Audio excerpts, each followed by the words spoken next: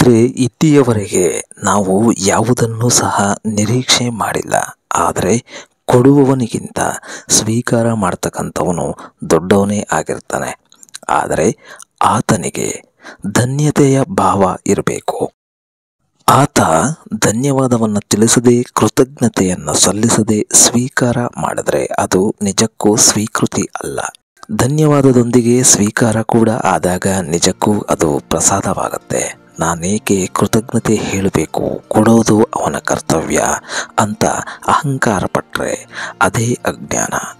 ಯೋಚಿಸಿ ನೋಡಿ, ಉಚಿತವಾಗಿ ನಮಗೆ ಏನೇ ಸಿಗಲಿ ಅದು ಸಿಕ್ಕಾಗ ನಾವು ಕೃತಜ್ಞರಾಗೋದಿಲ್ಲ. ಅದಕ್ಕೆ ಯಾವುದನ್ನಾದರೂ ಬೆಲೆ ತತ್ತುಕೊಂಡಾಗ ಅದಕ್ಕೆ ಮಾತ್ರ ನಾವು ಕೃತಜ್ಞರಾಗ್ತೀವಿ. ಕಾರಣ ನಾವು ಅದಕ್ಕೆ ಬೆಲೆ ಕಟ್ಟಿರ್ತೀವಿ. ಹಾಗಾಗಿ ಪ್ರೀತಿ, ಪ್ರೇಮ, ಕಾಳಜಿ, ದಯೆ, ಕರುಣೆ, ವಾತ್ಸಲ್ಯ ಇದ್ಯಾವುದು ಮಾರುಕಟ್ಟೆಯಲ್ಲಿ ನಮಗೆ ಸಿಗೋದಿಲ್ಲ, ಪುಕ್ಕಟ್ಟೆ ಸಿಗುವಂಥದ್ದು. ಆದ್ದರಿಂದಲೇ ನಮಗೆ ಅದರ ಬೆಲೆ ಅನ್ನೋದು ತಿಳಿಯೋದಿಲ್ಲ. ನಾವು ಎಷ್ಟೇ ಸಂಪಾದನೆ ಮಾಡಿದರೂ ಸಹ ಸ್ವಲ್ಪ ಯೋಚಿಸಿ ನೋಡಿದ್ರೆ ನಮಗೆ ಅದು ಅರ್ಥ ಆಗುತ್ತೆ ಸ್ನೇಹಿತರೆ. ಕೆಲವೊಂದರ ಬೆಲೆ ಮತ್ತು ಯೋಗ್ಯತೆ ಏನು ಅನ್ನೋದು ನಮಗೆ ಅಷ್ಟು ಸುಲಭವಾಗಿ ಅರ್ಥ ಆಗೋದಿಲ್ಲ. ಸ್ನೇಹವೂ ಅಷ್ಟೇ, ಪ್ರೇಮವೂ ಅಷ್ಟೇ. ಈ ಸ್ನೇಹದ ಮೌಲ್ಯ ನಮಗೆ ಅರ್ಥ ಆಗೋದಿಕ್ಕೆ ಸಾಕಷ್ಟು ಸಮಯ ತಗೊಳ್ಳುತ್ತೆ. ಅದು ಸಿಕ್ಕಾಗ ನಮಗೆ ಅರ್ಥ ಆಗೋದಿಲ್ಲ. ಕೃತಜ್ಞರಾಗಿರೋದಕ್ಕೆ ನಾವು ಜಿಪುಣರಾಗ್ಬಿಡ್ತೀವಿ. ಈ ಶತಮಾನದಲ್ಲಿ ಮನುಷ್ಯನ ಸಂಘರ್ಷಕ್ಕೆ ದೊಡ್ಡ ಕಾರಣವೇ ಕೃತಜ್ಞತೆ. ಅದು ಬೆರಳೆಣಿಕೆಯಷ್ಟು ಜನರಿಗೆ ಮಾತ್ರ ತಿಳಿದಿದೆ, ಬಿಟ್ಟರೆ ಮತ್ತಾರಿಗೂ ಇಲ್ಲ. ನೀವು ಯಾವುದಕ್ಕೂ ಪ್ರತಿಕ್ರಿಯೆ ನೀಡಬೇಕಾಗಿಲ್ಲ, ಸ್ಪಂದಿಸಬೇಕು ಅಷ್ಟೇ. ಕನಿಷ್ಠ ಒಂದು ಮುಗುಳು ನಗೆ ಬೀರಿ. ಯಾರೇ ಆಗಲಿ ಏನನ್ನಾದರೂ ಬರೆದಾಗ, ಮಾತನಾಡಿದಾಗ ಸಣ್ಣ ಪ್ರಶಂಸೆ ಸಾಕು, ಅವರ ಮನಸ್ಸು ಸಂತೋಷ ಆಗಿಬಿಡುತ್ತೆ. ಒಬ್ಬ ಒಳ್ಳೆ ಹಾಡುಗಾರ, ಸಂಗೀತ ವಿಮರ್ಶಕ ನಮ್ಮಿಂದ ಹಣ ಬಯಸೋದಿಲ್ಲ, ಸಂತೋಷ, ಸ್ಫೂರ್ತಿ, ಚಪ್ಪಾಳೆ ಇಂಥದ್ದನ್ನು ಬಯಸ್ತಾನೆ. ಆದರೆ ನಾವು ಎಷ್ಟು ಜಡರು ಅಂದರೆ, ಅಕೃತಜ್ಞರು ಅಂದರೆ, ಅವರೇನು ಪುಕ್ಕಟ್ಟೆ ಹಾಡ್ತಾರಾ, ರೊಕ್ಕ ಕೊಟ್ಟಿಲ್ವಾ, ಟಿಕೆಟ್ ತಗೊಂಡಿಲ್ವಾ ಅಂತ ಅಹಂಕಾರದಿಂದ ವರ್ತಿಸ್ತೀವಿ. ಈ ದಿಮಾಕು, ಇದು ಜಡತ್ವ, ಅಹಂಭಾವ ನಮ್ಮಲ್ಲಿ ಇಂಥದ್ದೇ ಹೆಚ್ಚಾಗಿದೆ.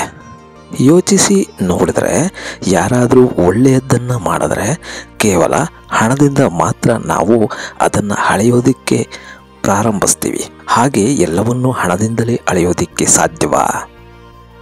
ಆತನಿಗೊಂದು ಸಣ್ಣದಾದ ಧನ್ಯವಾದವನ್ನು, ಕೃತಜ್ಞತೆಯನ್ನು ಸಲ್ಲಿಸಿ ನೋಡಿದ್ರೆ ಆತ ನಮ್ಮನ್ನು ಕಂಡು ಅದೆಷ್ಟು ಸಂತೋಷ ಪಡ್ತಾನೆ, ಗೌರವದಿಂದ ನಮ್ಮನ್ನು ಕಾಣ್ತಾನೆ. ಅದರೊಟ್ಟಿಗೆ ನಾವು ಕೂಡ ಸಂತೋಷ ಪಡಬಹುದು. ಬೀದಿಯಲ್ಲಿ ಕಸ ಗುಡಿಸುವ ವ್ಯಕ್ತಿಗೆ ಎಂದಾದರೂ ನಾವು ಧನ್ಯವಾದ ಹೇಳಿದ್ದೀವಾ? ಅವನ ಮುಖದ ಸಂತೋಷ ನಮಗೆ ತಿಳಿಯುತ್ತೆ. ಅದು ಹಣದಿಂದ ಬಂದದ್ದು ಅಲ್ಲ ಅನ್ನೋದು ನಮಗೆ ಅರ್ಥ ಆಗುತ್ತೆ. ಪೇಪರ್ ಹಾಕೋನು, ಹಾಲ್ ಮಾರೋನು, ತರಕಾರಿ ವ್ಯಾಪಾರಿ, ಬಾರ್ಗಳಲ್ಲಿ ಕೆಲಸ ಮಾಡೋರು, ಹೋಟೆಲ್ಗಳಲ್ಲಿ ಕೆಲಸ ಮಾಡ್ತಕ್ಕಂಥವರು, ಬಸ್ಸು, ಕಾರ್ ಡ್ರೈವರ್ಗಳು ದಿನನಿತ್ಯ ಅವರು ಮತ್ತೊಬ್ಬರ ಹತ್ತಿರ ಬಯಸ್ಕೊಂಡೇ ಜೀವನ ಮಾಡ್ತಾರೆ. ಮತ್ತೊಂದು ಬದಿಯಿಂದ ಅವರೆಲ್ಲರೂ ಕುಗ್ಗಿ ಹೋಗಿದ್ದಾರೆ. ಅವರಿಗೂ ಒಂದು ಜೀವನ ಇದೆ ಅಲ್ವೇ? ಆದರೆ ಅವರು ಥ್ಯಾಂಕ್ಸ್ಲೆಸ್ ಆಗಿ ಕೆಲಸ ನಿರ್ವಹಿಸ್ತಾ ಇರ್ತಾರೆ. ನೀವೇನು ಸನ್ಮಾನ ಮಾಡೋದು ಬೇಡ, ಅವರು ಅದನ್ನು ಬಯಸೋದೂ ಇಲ್ಲ. ಕನಿಷ್ಠ ಒಂದು ಕೃತಜ್ಞತೆ, ಧನ್ಯವಾದ, ಪ್ರೀತಿಯಿಂದ ಒಂದು ಮುಗುಳುನಗೆ, ಅಷ್ಟು ಸೌಜನ್ಯವನ್ನು ನಾವು ತೋರಿಸಿದ್ರೆ ಸಾಕು. ನಾವೆಲ್ಲ ಒಂದು ಜಡ ಸಮಾಜವನ್ನು ಸೃಷ್ಟಿಸಿಕೊಂಡಿದ್ದೇವೆ. ಯಾರು ಯಾರಿಗೂ ಧನ್ಯವಾದ ಅರ್ಪಿಸೋದಿಲ್ಲ. ಆದ್ದರಿಂದಲೇ ಯಾರೂ ಸಹ ಒಳ್ಳೆ ಕೆಲಸ ಮಾಡೋದಕ್ಕೆ ಮುಂದೆ ಬರೋದಿಲ್ಲ. ಅವರಿಗೆ ಗೊತ್ತು ಏನು ಮಾಡಿದ್ರು ಅಷ್ಟೇ ಅಂತ. ಸ್ವಂತ ಮನೆಯವರೇ ಕತ್ತೆ ತರಹ ದುಡಿದ್ರೂ, ಜೀವನನೇ ತೇಯಿದ್ರೂ ತಲೆ ಕೆಡಿಸ್ಕೊಳ್ಳೋದಿಲ್ಲ, ಕೃತಜ್ಞತೆಯನ್ನು ನೀಡೋದಿಲ್ಲ. ಕಾರಣ ಅಲ್ಲಾರಿಗೂ ಕೃತಜ್ಞತೆಯ ಭಾವನೆನೇ ಇರೋದಿಲ್ಲ. ಕರ್ತವ್ಯ ತಾನೇ, ಅವನೇ ತಾನೇ ಮಾಡಬೇಕು, ಇನ್ನೇನು ಬೇರೆಯವ್ರು ಬಂದು ಮಾಡ್ತಾರಾ, ಕಟ್ಕೊಂಡಿಲ್ವಾ, ಮಾಡಲಿ ಬಿಡಿ ಅಂತ ಹೇಳ್ತಾರೆ. ಜೆ ಕೃಷ್ಣಮೂರ್ತಿ, ಓಶೋ ಅವರೆಲ್ಲ ತಮ್ಮ ಕಾರ್ನ ಡ್ರೈವರ್ಗೂ ಸಹ ಪ್ರತಿದಿನ ಕೈ ಮುಗಿತಾ ಇದ್ರು, ಧನ್ಯವಾದಗಳನ್ನು ತಿಳಿಸ್ತಾ ಇದ್ರು. ಮನೆಯ ಕೆಲಸದವರಿಗೆ, ಹೊರಗಿನಿಂದ ಬಂದಂಥವರಿಗೆ, ಹೊರಗಿನವರಿಗೆ ಎಲ್ಲರಿಗೂ ಸಹ ಅವರು ನಿರಂತರ ಅಷ್ಟು ಕರುಣಾಮಯಿ, ಅಷ್ಟು ಪ್ರೀತಿಯಿಂದ ಕೃತಜ್ಞತೆಗಳನ್ನು ಸಲ್ಲಿಸ್ತಾ ಇದ್ರು. ಯಾಕಂದರೆ ಅಲ್ಲಿ ಪ್ರೇಮ ಮತ್ತು ಕರುಣೆ ತುಂಬಿತ್ತು. ನಾವು ಹಣ, ಅಧಿಕಾರ, ಸಂಪತ್ತು, ಶ್ರೀಮಂತಿಕೆ ಇತ್ಯಾದಿಗಳನ್ನು ನೋಡಿ ಏಕವಚನದಿಂದ ಬಹುವಚನದಿಂದ ಸಂಬೋಧಿಸ್ತೀವಿ. ಮಂತ್ರಿಗಳು, ಉನ್ನತ ಅಧಿಕಾರಿಗಳು ಬಂದರೆ, ಶ್ರೀಮಂತ ವ್ಯಕ್ತಿಗಳು ಬಂದರೆ ಹಲ್ಲಕಿಸಿತಾ ನಿಂತ್ಕೊಂಡ್ಬಿಡ್ತೀವಿ. ಹಿಂದೆ ಹೋಗ್ತಿರ್ತೀವಿ. ಎದ್ದು ನಿಂತು ಸೆಲ್ಯೂಟ್ ಹೊಡಿತೀವಿ.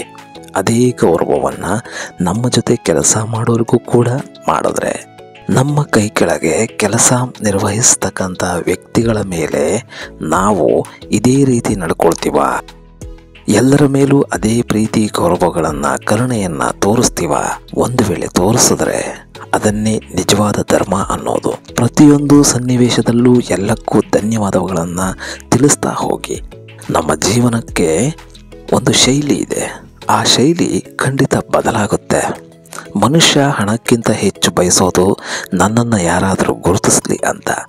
ದೈತ್ಯ ಜೀವಿಗಳಾಗಲಿ, ದೊಡ್ಡ ಮಹಾನ್ ಶರಣರೇ ಆಗಿರಲಿ, ಸಾಧು ಸಜ್ಜನರೇ ಆಗಿರಲಿ, ಅವರ ಬಳಿ ಹೋದಂಥವರೆಲ್ಲರೂ ಅವರು ಯಾಕೆ ಅಷ್ಟು ಲಭ್ಯವಾಗ್ತಾ ಇದ್ರು ಅಂದರೆ ಅವರು ಅಷ್ಟು ಕೃತಜ್ಞರಾಗಿರ್ತಾ ಇದ್ರು. ಈ ಶತಮಾನಕ್ಕೆ ಇದೊಂದು ದೊಡ್ಡ ರೋಗ ಅಂಟ್ಕೊಂಡಿದೆ. ನೀವು ಪ್ರಶಂಸೆ ಮಾಡಿದ್ರೆ ಸಣ್ಣವರಾಗ್ಬಿಡ್ತೀರಿ, ಸ್ವೀಕಾರ ಮಾಡಿದ್ರೆ ಚಿಕ್ಕವರಾಗ್ಬಿಡ್ತೀರಿ, ಕ್ಷಮಿಸಿದ್ರೆ ವೀಕ್ ಆಗಿಬಿಡ್ತೀರಿ. ಈ ಥರದ ಭ್ರಮೆಯನ್ನು ಬಿಟ್ಟರೆ ಖಂಡಿತ ಬೇರೆಯವರ ದೃಷ್ಟಿಗಿಂತ ನಮ್ಮ ದೃಷ್ಟಿಯಲ್ಲೇ ನಾವು ಒಂದು ದಿನ ಗ್ರೇಟ್ ಆಗ್ತೀವಿ ಅನ್ನೋದನ್ನು ನೆನಪಿಟ್ಕೊಳ್ಳಿ ಸ್ನೇಹಿತರೆ. ದಯವಿಟ್ಟು ಪ್ರತಿಯೊಬ್ಬರಿಗೂ ಕೃತಜ್ಞತೆ ಸಲ್ಲಿಸೋದನ್ನು ಯಾವತ್ತೂ ಮರೆಯಬೇಡಿ ಸ್ನೇಹಿತರೆ.